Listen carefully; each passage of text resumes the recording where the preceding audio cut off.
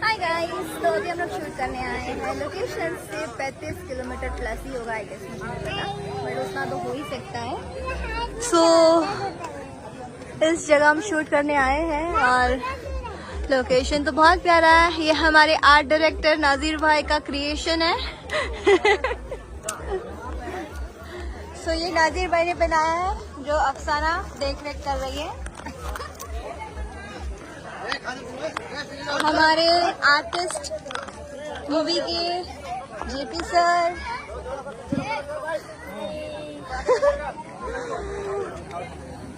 कैसी हालत हुई आपकी, कैसा लगा? सो आज हमारे जो सारे टेक्नीशियंस हैं, हमारे कैमरा दादा, सब लोग आज बहुत परेशान हुए हैं क्योंकि वो लोग कैमरा उठा के आज बहुत चले हैं गांव में, क्योंकि यहाँ पे गाड़ी नहीं आ सकती।